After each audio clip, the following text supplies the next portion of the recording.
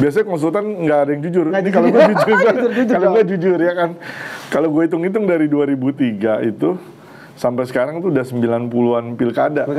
Makanya buat gue pamali sebenarnya di depan kamera begini. Ngebahas masalah politik juga. Nanti gue sharing juga, ada beberapa konsultan senior gue yang ngasih kelas marketing politik gitu di Seguro ID ini, dan itu bisa diakses gratis sih. Iya.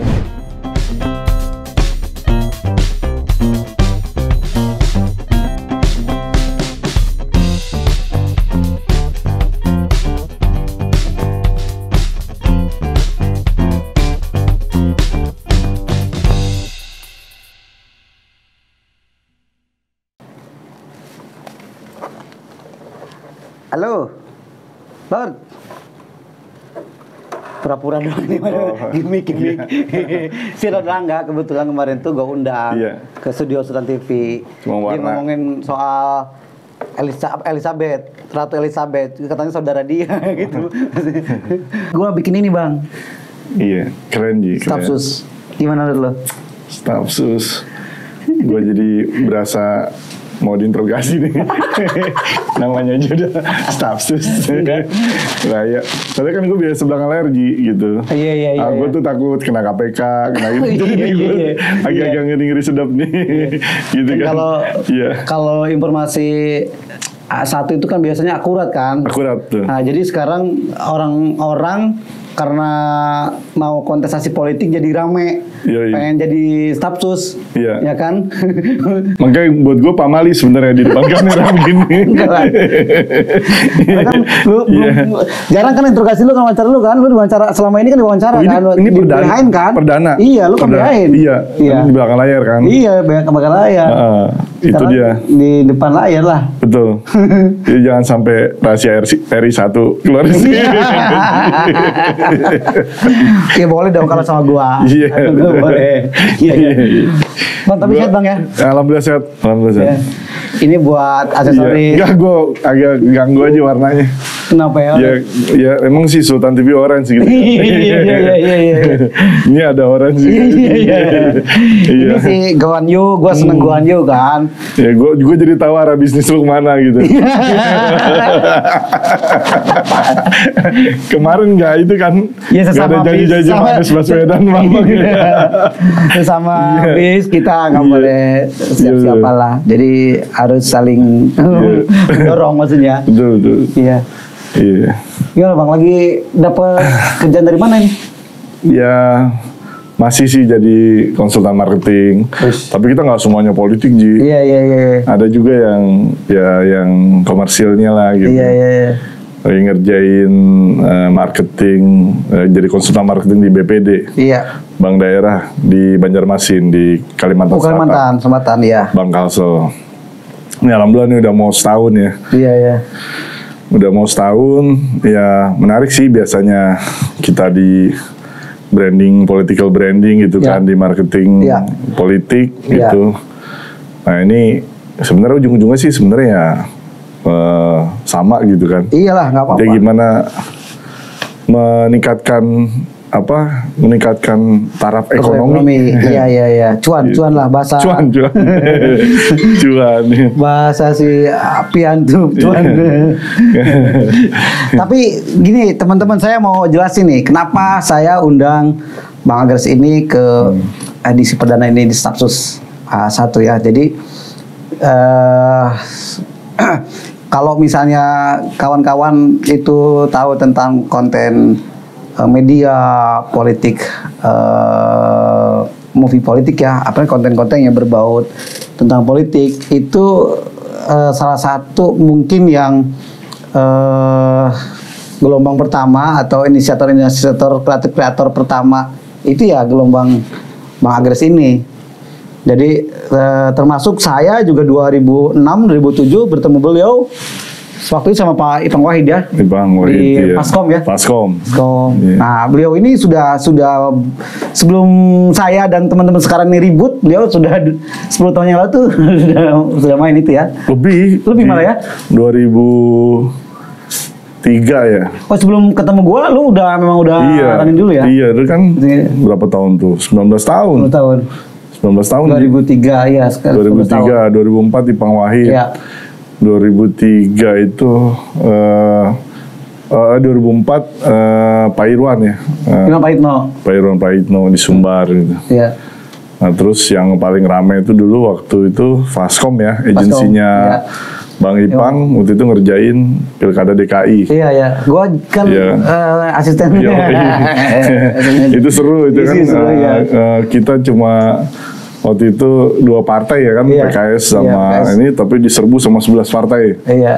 Itu ya memang kalah, tapi kalah terhormat. Iya. Hampir menang ya. Hampir menang. Itu aja kalah Bang. Iya. Tapi nggak ada, kalau tim sukses tuh nggak ada yang kalah. Nggak ada. Tim sukses tuh selalu sukses. Iya dong. Iya. Sukses kalau dibayar. Iya. Oke, Bang, saya ini gue mungkin bisa di-compare atau mungkin juga memberi sebuah insight tentang bagaimana marketing politik saat ini ya. Tentu kalau kita kan bagian irisan dari para konsultan-konsultan politik itu kan. Iya. Nah, kita itu nerjemahin apa yang menjadi hulunya kan di surveyor itu ya di itu. Nah, kita kan di hilirnya tuh untuk. Nah, ini kan juga tidak kalah penting. Ya kan, kalau salah-salah mengemasnya, menerjemahkannya itu juga pasti tidak menang gitu, tidak nyampe pesannya. Nah, sepanjang itu apa yang dilakukan Bang Agres itu supaya si konsultan ini merasa pesannya tuh sampai dan menang. Ya, oke. Jadi kita kembali ke awal-awal dulu ya. Kalau di awal-awal dulu itu kan kita hanya fokus di kreatif ya, kreatif campaign. Jadi kita mengemas konten-konten atau media-media campaign ini supaya menarik ya. Tadi kalau bicara soal menang, nah itu fase berikutnya tuh. Itu kita dulu di awal-awal kan masih di tim kreatif dan media di media campaign. Jadi achievement kita adalah popularitas tuh tercapai.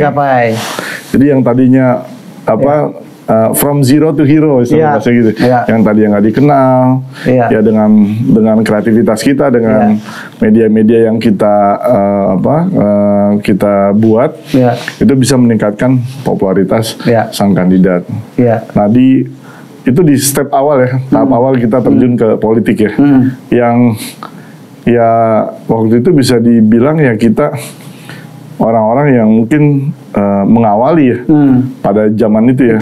Start malah dari 2003. Belum banyak itu. Makanya gue itu juga mendapatkan sesuatu yang baru kan waktu ketemu, ikut terlibat. Jadi ya ternyata nggak kerasa juga ya. Saat ini kepake banget sekarang. Iya, sampai sekarang masih dan ya walaupun sekarang nih Kikom ya nama nama konsultannya, agensi kita. Sekarang udah mulai agak meluas. Jadi kita udah bicara soal political marketing. Jadi nggak cuma bicara soal kreatif dan medianya aja. Nah, kita udah bicara menang tuh, Ji. Bagaimana memenangkan kontestasi politik ini, kita memenangkan kampanye gitu. Kampanye. Yang sebelumnya itu sebenarnya menang kalah bukan urusan kita. Waktu kita bicara kreatif, bicara media, itu menang itu bukan bukan KPI kita gitu, tapi populer waktu dulu di awal kan. Nah sekarang udah berubah nih, udah bertransformasi nih, udah mulai lebih luas lagi, jadi political marketing agency. Nah disinilah kita mulai dituntut atau mulai target kita adalah sebenarnya dalam kampanye adalah kemenangan yang jadi target kita gitu. Kira-kira gitu. Jadi kalau misalkan dulu, zaman dulu kan, kalau misalkan kalah, ya kita nggak ikut terbeban. Kalau sekarang beban dong. Sekarang beban banget. Ya nggak cuma beban malu ya, tapi juga mungkin ya beban intelektual juga. Halo, ngecapruk banyak kalah. Lu nggak tahu kan berapa kali gue menang, berapa kali gue kalah. Gue mau tanya itu. Kalau gue gitu. Itu berapa kali? Lu berapa kali kontestan? Biasanya konsultan nggak ada yang jujur. Ini kalau gue jujur, kalau gue jujur ya kan. Kalau gue hitung-hitung dari 2003 itu sampai sekarang tuh udah 90-an pilkada. 90 pilkada. Kalau gue hitung nih ya, gue presentasiin gitu. Yang menang tuh cuma 30% sih. Iya. Gitu. Jadi cuma 30% yang menang, 70%-nya kalah. Gitu. Tapi kan menang ke rumah tetap aja kan. Gitu. Makanya kita bukan konsultan yang seleb kan, bukan gitu. Kita kan siapa yang kenal gue gitu kan, nggak ini gitu. Jadi karena itu tadi gue ya orang di belakang layar aja. Tapi kan memang pilihan kita kan di situ kan. Waktu itu kan memang pilihan kita di belakang aja. Jadi kalau yang untuk prestasi dan lain kan biar teman-teman artis itu kan kayak gitu yang. Malah kadang kita masuk juga ke tim yang lain. Jadi luasa ya. Nih jadi ini cocoknya sebenarnya episode ini sebenarnya ngebuka ya kayak sulap tuh. Sulap. Jadi ngebuka apa? Kebohongan. Sulap. Kamu nih buka. Gua sih. Lu bahasa lu tapi gua enggak begitu. Gitu. Gua sharing aja. Oh, sharing gitu. Kita ngetes dulu. Gitu. Ya kan, bukan kebohongan sih, tapi maksudnya trik lah ya. Dapurnya konsultan. Tapi memang gini Bang, gua kan ya syukur juga ya bersinggungan juga dengan beberapa konsultan politik dan lain-lain. Tapi memang kalau bahasanya ada senior konsultan, dia memang juga tidak punya lembaga konsultan, tapi dia tenaga sering dipakai. Bahkan dia menjadi leadernya gitu maksudnya. Dia bilang solois lah ya. Dia dipakai oleh siapapun gitu maksudnya. Ketika misalnya ada ini dipakai ya kayak model kita gitu lah ya, dipakai gitu, bantuin silakan. Nah, kelemahannya salah satu lembaga konsultan politik kita. Dia nyebut nih ya. Ini juga ini statement ini perlu di pembuktian ya karena ya bahwa itu tidak memiliki resource akar terutama tim yang kuat dan begitu. Terutama untuk misalnya media planning, media researching, kemudian untuk hal kreatif campaign gitu kan mereka notabene outsource gitu, outsource. Nah, gue nggak tahu ya kalau pola itu efektif atau menurut lu gimana tuh? Oke, ini kalau bicara seperti apa sih sebenarnya gue jalanin kampanyenya gitu. Kalau gue itu kan sebenarnya enggak mutlak ngerjain politik semuanya, enggak ya. Kan gue ngerjain beberapa campaign juga di perusahaan-perusahaan seperti Toyota. Pertamina gitu. Jadi banyak campaign yang gue kerjain dan itu bukan politik gitu ya.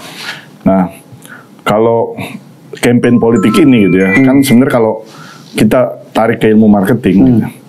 Nah, sebenarnya kan kalau kita bicara marketing kan memang variabel komponennya kan ada beberapa yang memang udah istilahnya ya standarnya gitu ya. Ada tim medianya, ada yang tadi lu bilang itu semua ya. Nah, itu kan kalau kita mau bicara proper untuk melakukan sebuah kampanye marketing, itu kan memang harus seperti itu. Cuman di politik kebanyakan nih ya pengalaman gua gitu. Untuk menjalankan standar yang proper dalam kampanye marketing itu masih ini gitu, masih apa namanya istilahnya, masih dinilai itu high cost gitu. High cost.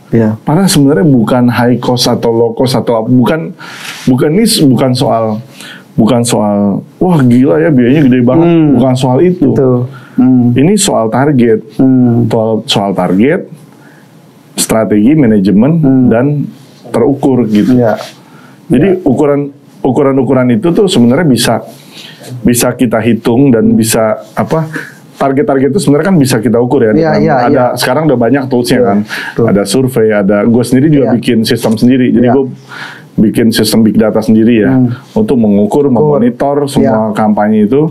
Nah itu jadi gue malah pernah ada satu pilkada yang dia nggak mau ribet dengan berbagai macam instrumen atau variabel kampanye itu, ya, malah dia mengeluarkan kos yang gede malah, dan nggak keukur malah, gitu.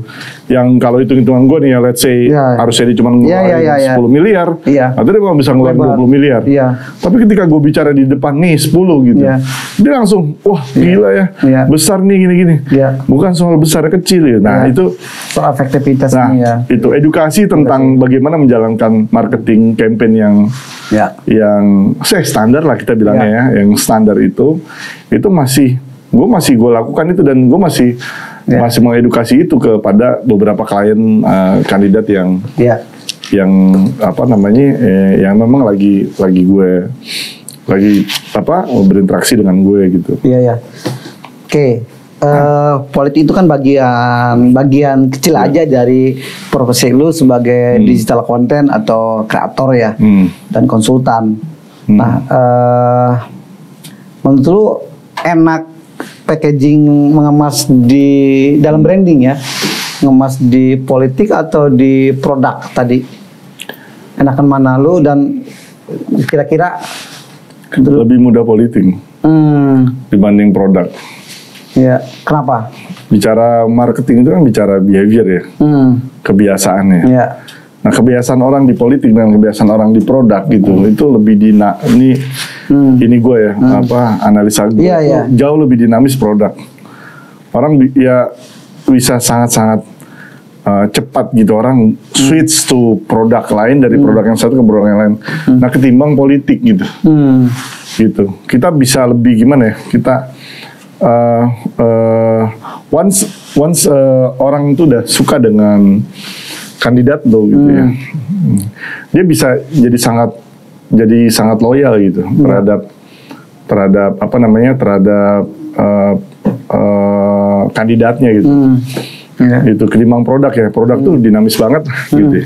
Ini yang gue rasain yang gue rasain dari beberapa kali gue mengkampanye beberapa produk ya, kayak gue juga kan concern di produk CSR juga, artinya which is itu kan bukan semata produk komersil CSR kan sebenarnya ini masalah charity gitu, tapi tetap walaupun akhirnya result yang mau dicapai ya lagi-lagi revenue gitu ya kan, walaupun ini kegiatan charity gitu ya, tapi bisa meningkatkan sales juga gitu. Nah itu lebih rumit memang politik gitu.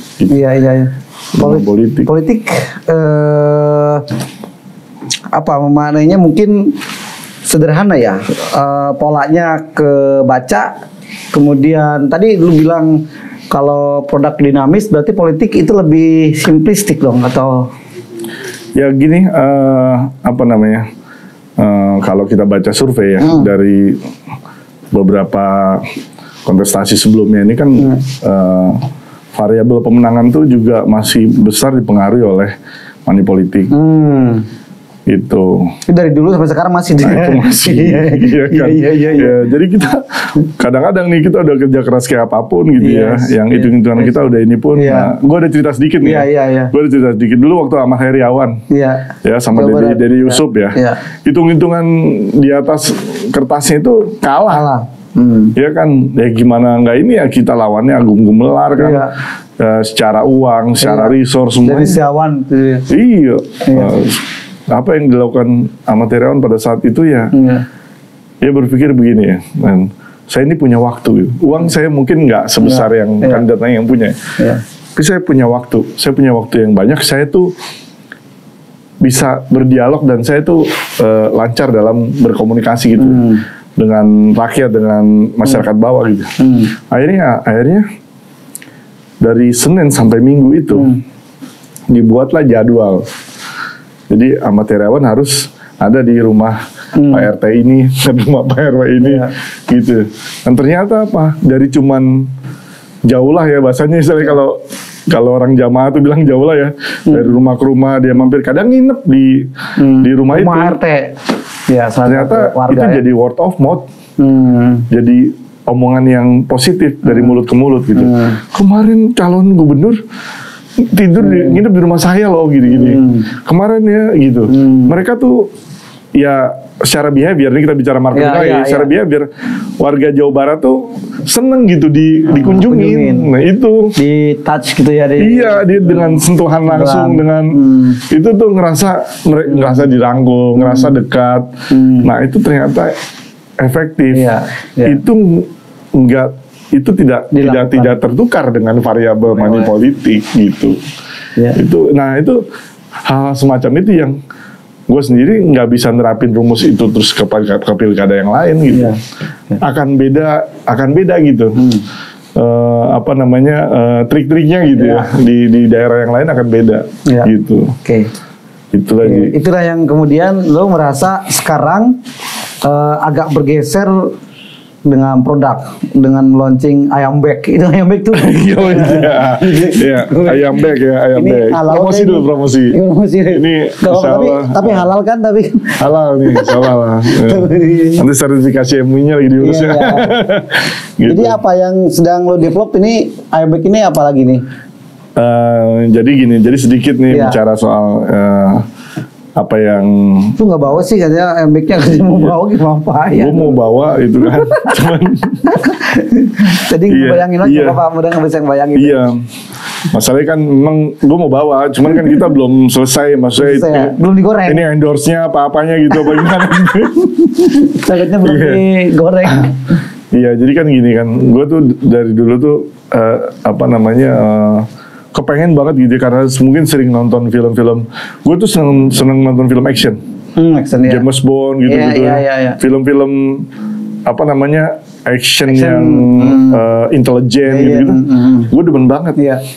Sampai akhirnya gue kepikiran gitu. Gue tuh kepengen jadi kayak James Bond gitu.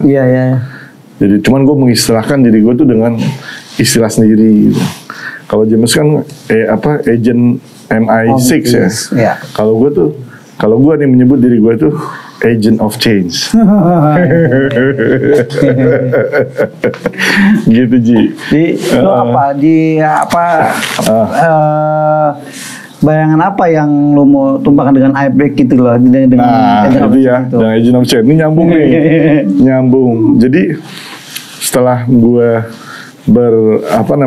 berkelana ya dari. Gue khawatirin lo karena udah nggak dapet klien politik, jadi lu pindah ke situ nggak kan? Oh enggak, kan gue masih ada klien. Iya. Gak usah disebutin ya. Iya. Ada salah satu provinsi yang.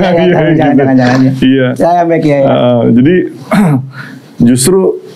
Nah, bukan sombong Ji ya, justru ada beberapa partai yang minta gue, ya maaf gue nggak bisa handle gitu kan, nggak bisa ini gitu. Alhamdulillah sih, artinya ternyata di politik tuh gue masih ada, ya bahasanya masih ada panggung lah. Kalau ini beda cerita yang Nah ini berkaitan dengan agent of change. Jadi gue pengen jadi agen, bahasa Indonesia itu agen perubahan. Artinya nggak cuma di politik, gue pengen jadi agen perubahan dalam bidang yang lain, bidang ekonomi. Nah ini bidang ekonomi, UMKM khususnya. Jadi ini startup bisnis yang fokus bisnisnya itu di kuliner, tapi dengan konsep sedekah Ji, gitu. Dengan konsep sedekah. Bisnis tapi sedekah ya. Ente pernah nggak coba ini ya? Pernah nggak beli makanan? Tapi ketika ente beli makanan itu, dalam pembelian itu nilainya itu udah ada nilai sedekahnya. Pernah nggak kayak gitu? Ada, pernah gua. Apa produknya? Pak, ini kalau beli misalnya kalau beli barang ini itu sedekah untuk A 10%. Ada tuh, pernah gua. Ada ya? Ada. Kalau itu dia state sekian persen gitu ya. Nah, kira-kira seperti itu Ji. Jadi ayam bek ini dengan orang membeli ayam ke kita, dengan orang membeli ini ayam crispy ya. Iya, ayam crispy. Ayam crispy, ada ayam geprek, ada sambal mata, ada kejunya juga ya. Dengan dia membeli ayam bek, itu di dalam pembelian itu tuh sebenarnya udah ada nilai sedekahnya. Yang meskipun nggak dimention, nggak ada meskipun nggak dimention, cuman di tagline kita perkuat gitu. Ayam bek, ya tagline-nya yang lain ikutan kenyang. Gitu. Jadi kita beli makanan nih, bukan kita doang yang kenyang. Tapi ada orang-orang anak yatim duafa yang juga ikutan kenyang. Jadi setiap sore, di setiap hari di booth-booth kita itu kan gue bentuknya booth-booth nih Ji ya, tersebar di beberapa titik. Di sore hari itu kita close, kita bagiin paketnya nasi, ayam, mau minum gitu. Asik ya. Itu Ji. Nah, jadi beli ayam baik, yang lain ikut kenyang. Yang lain ikut kenyang. Gitu. Tapi maksudnya nggak langsung kenyang.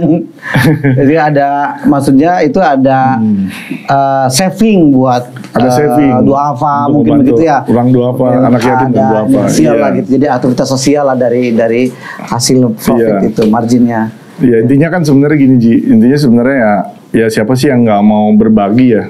Kenapa? Siapa sih yang nggak mau menolong orang lain? Pasti semua orang pasti mau menolong. Iya. Cuman kan gini Ji, kalau misalkan kita jadikan itu sebagai program donasi, itu akhirnya menurut gua jadinya nggak sustain gitu. Gimana caranya supaya kita sustain nih? Tiap hari kita bisa sedekah terus menerus.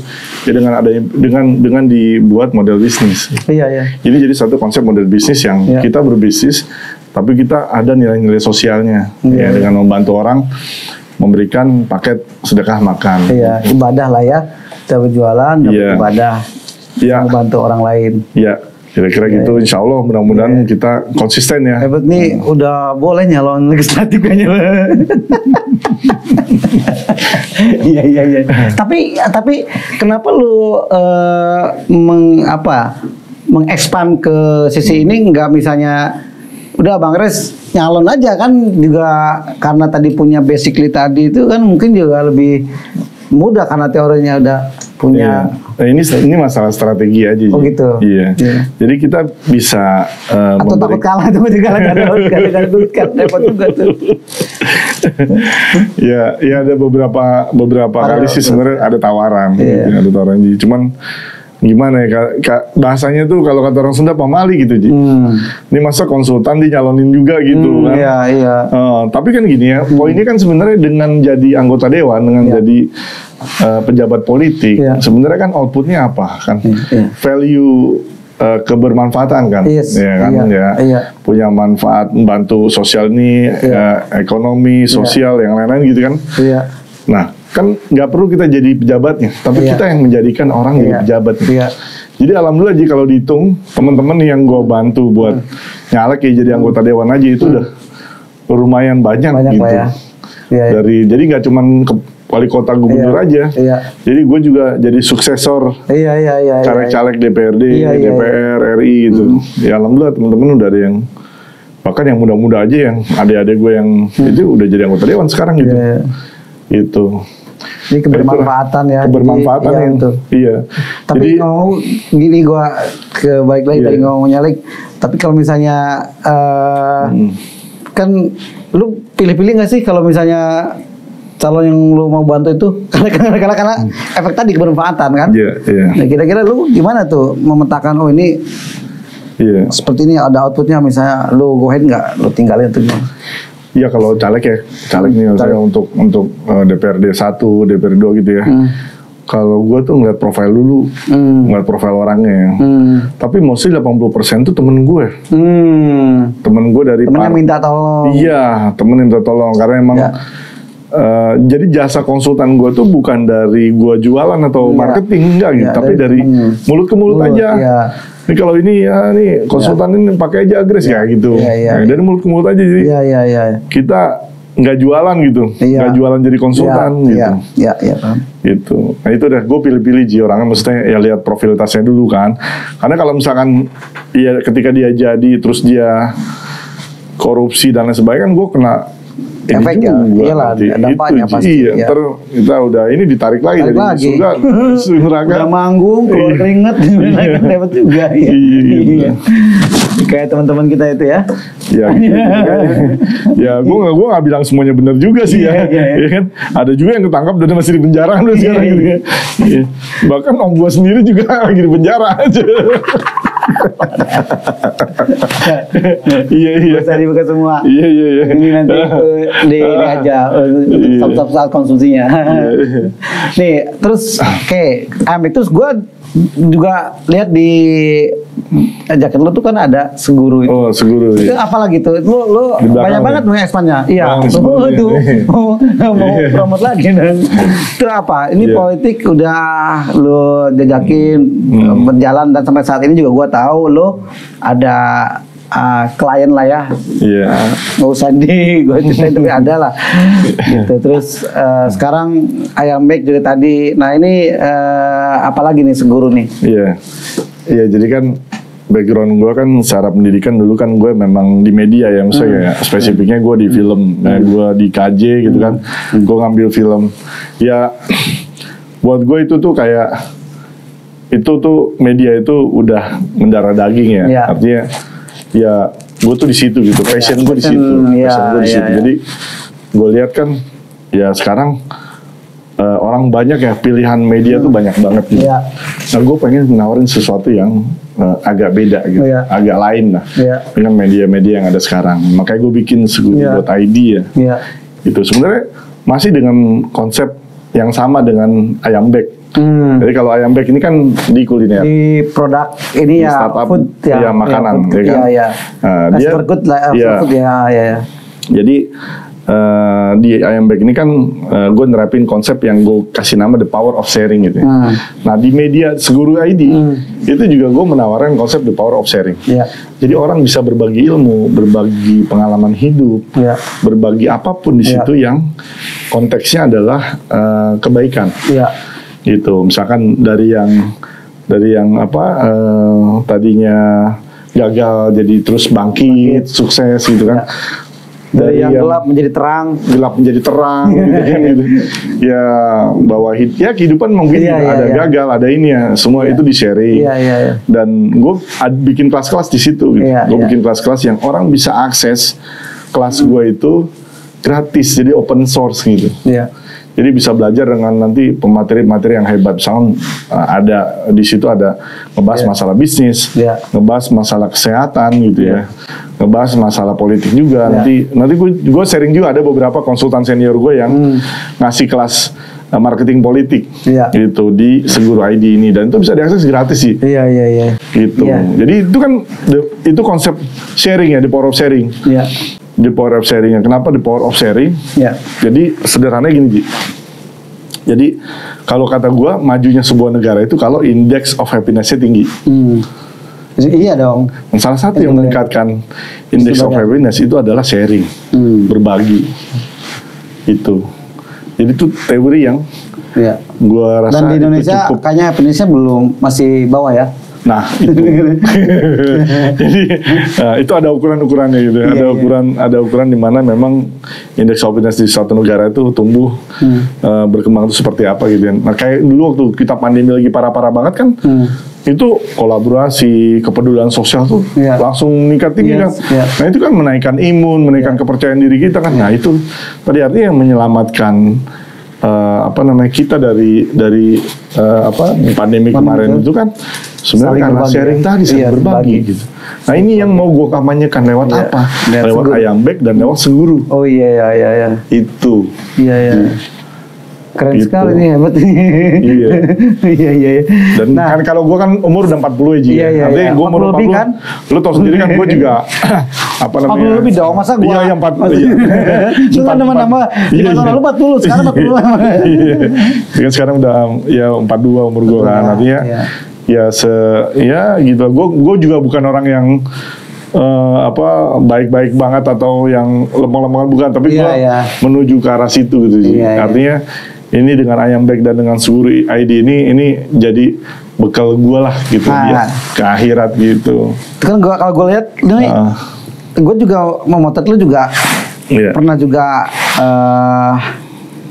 nggak tenggelam sih, jatuh gitu ya, terus kemudian bangkit lagi, jatuh lagi, terus lu juga ada tadi bikin Ayambek, bikin Seguru.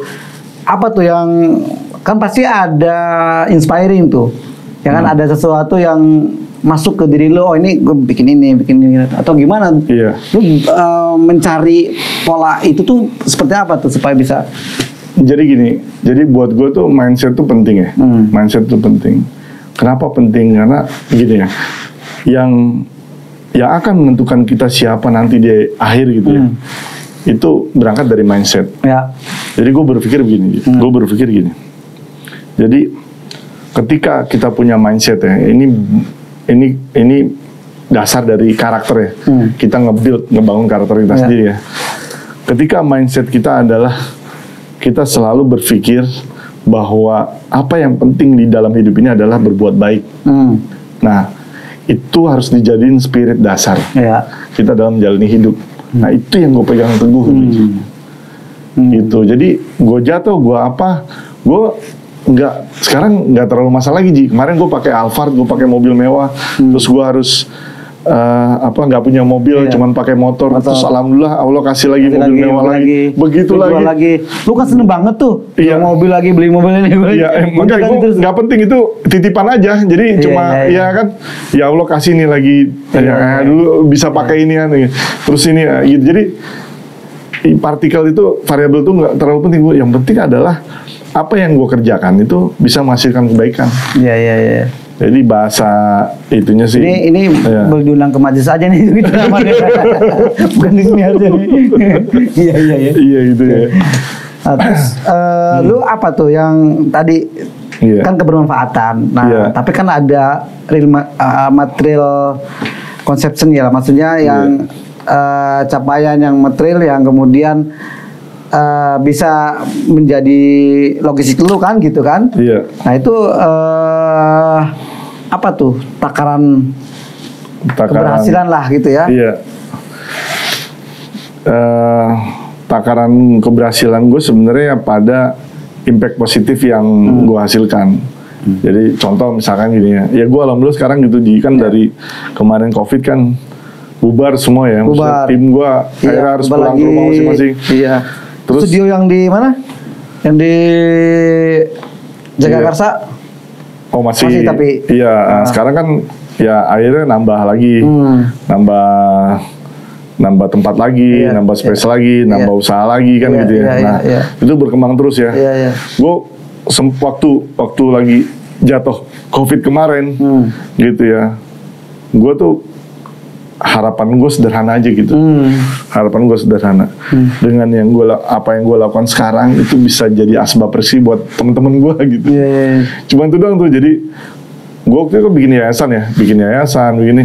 Jadi gue tuangin semua apa yang ada di kepala gue, gue lakuin, gue kerjain gitu ya. Dan alhamdulillah tuh selalu ada jalan gitu. Makanya niat baik itu nggak mungkin nggak ada jalan. Itu ada jalan, nggak mungkin. Gue nggak pernah mentok gitu. Ya termasuk yang di Bandung itu, yang di Lembang lu bilang. Iya yang di Lembang. Telepon Ji lu itu apa tuh? Nah itu sekolah tuh.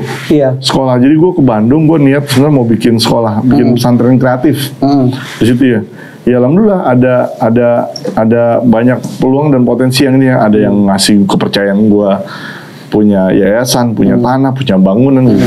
Cuman akhirnya gue pending dulu tuh Ji. Kenapa? Karena gue pikir gue belum ada pengalaman di manajemen lembaga pendidikan ya. Akhirnya gue harus berpikir ulang lagi. Oke, gue mungkin harus mulai nggak dari sini dulu. Tapi endingnya gue pengen punya sekolah Ji. Endingnya nih dari apa yang gue kerjain sekarang ini aja. Gue tuh nanti pengen punya sekolah, pengen punya sekolah boarding yang itu di bidang media kreatif kayak gue gini, dan itu gratis. Nah gue pengen banget tuh bikin. Nah ini sebenarnya journey gue yang puncak ya dari itu ya. Jadi ke gitu. Edukasi ya, tetap. Edukasi. Jadi itu tadi impactfulnya itu adalah ketika emang ada orang-orang yang merasakan manfaatnya dari apa yang gue kerjain. Ya sekarang yang paling sederhana ya. Sekarang tim gue total udah ada 18 orang.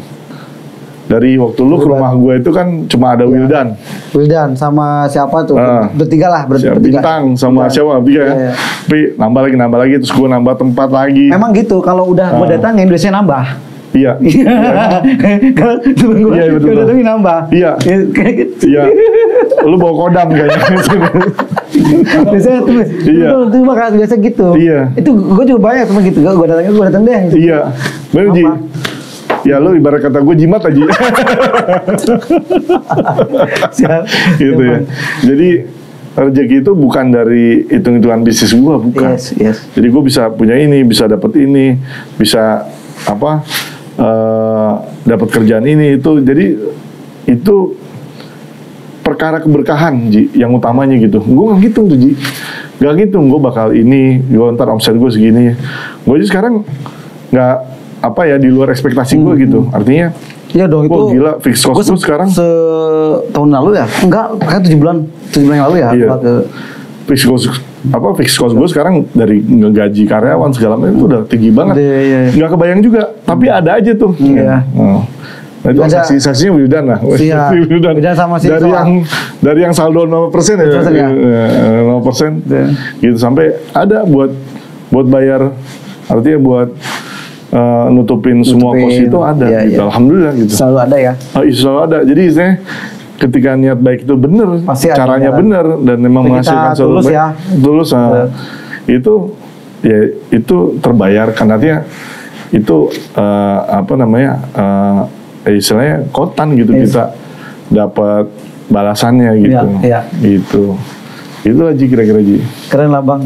Gua mensupport dan nanti gua datangin lagi biar tambah lagi. Iya. Gitu.